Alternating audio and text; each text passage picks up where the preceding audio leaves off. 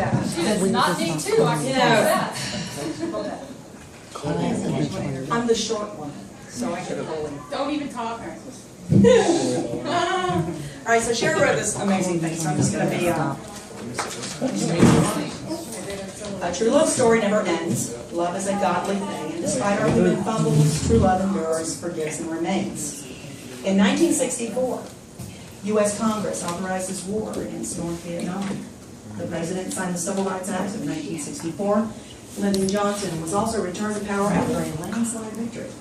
This was also the year the Beatles took the world and America by storm, and Beatlemania went into overdrive as they released a series of #1 hits, including I Want to Hold Your Hand and All My Lovin'. Other British groups also found success, including the Rolling Stones, which is our dad's favorite, and the Animals, and together with the American talent of the Supremes and Bob Dylan, many say this was one of the greatest years for music in the last century. Elizabeth Taylor and Richard Burton married. Buffalo wings were served for the first time at the Anchor Bar in Buffalo, New York. I love buffalo wings. The very first Ford Mustang is manufactured, and one loud, talented boxer by the name of Cassius Clay. Anybody seen this? AKA Muhammad Ali.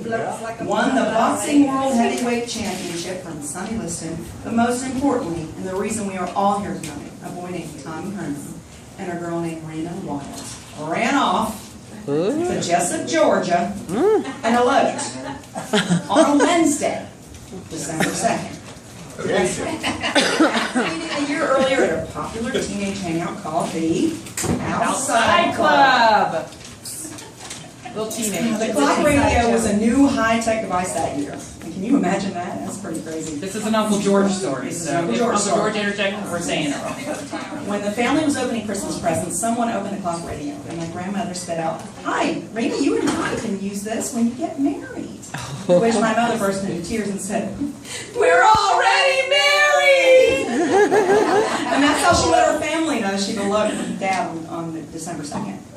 Dad said it was love at first sight that night when he saw Mom at the Outside Club. Mom said she knew she would be with Daddy forever when she saw the look on his face when I was born. Really? It was like this. That's when you figured out you're going to stay.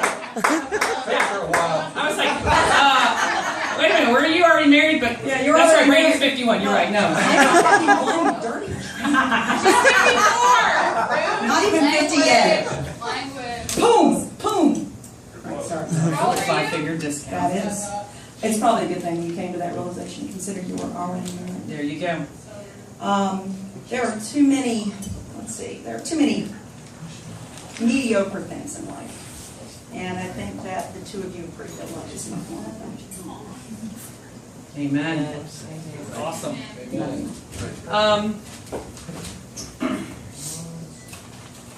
Love isn't perfect. It isn't a fairy tale or storybook. Love is overcoming obstacles, facing challenges, fighting to be together, holding on and never letting go. It's a real short word. It's easy to spell and difficult to define. And most importantly, it's impossible to live without. You got this, girl. Oh my gosh, I'm going to some feelings. One time. Love is work, but most of all, love is realizing that every hour, every minute, every second was worth it because you did it together. That's right. Good stuff. Now, back to that note that Dad left on Mom's present today. So, Okay, so that's titled 50 Years. It says 50 years we have spent doing things together. 50 years we have spent going through life's weather. 50 years of happy and very little sad. 50 years of family and kids, watching them grow and play. 50 years with you just seems like yesterday. 50 years again we will do, and again surprise them all. 50 years of all my love. Love you, sweet pea. Tom. Oh. And then it says at the bottom, to be continued. There's a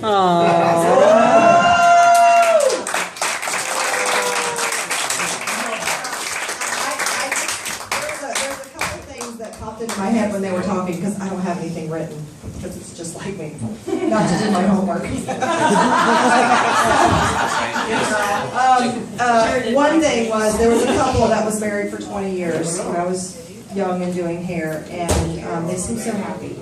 And I looked at them one day, and I was like, struggling with relationships and everything that goes on. I said, what's your secret? And he looked at me so proudly with his chest puffed out. He looked at me and he said, you know what? Every morning when I wake up, I make her happiness my priority. And she makes my happiness her priority. So without each other, we can't be happy. Oh. And instantly, because I grew up watching you two together, I knew exactly what they were talking about. And I think I can speak for all three of us when I say we've searched for that our whole lives, and we finally found it in our Yeah. husbands. Amen. And so,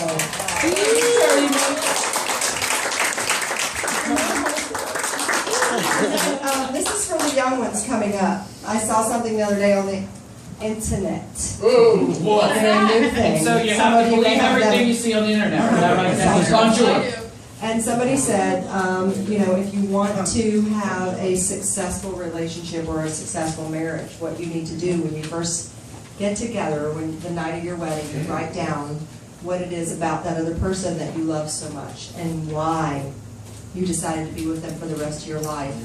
And years down the road, when you hit life struggles and you come across things where you think, I may have made a mistake or it's time to move on, you open them. You open those letters and you read why you fell in love to begin with. And what I love about that is my parents never needed to write it down. They look into each other's face and they remember every day. And I looked at Mom one day and I said, how do you do it? How you do it? She said, the biggest misconception of marriage is that it's 24 hours of bliss, 24 hours a day, 7 days a week, 365 days a year. She said, sometimes your dad and I look at each other and we know exactly why we got together. And sometimes we look at each other and we wonder what the hell we're doing. She said, but eventually we overcome that and we ultimately come back to why we got together. And that's exactly what I saw on this newfangled internet the other day. Newfangled. Huh? On the interwebs? On the interwebs, yeah. And you know what? I said today, thank you so much for loving us, but more importantly, thank you for loving each other for 50 years. It was our pleasure.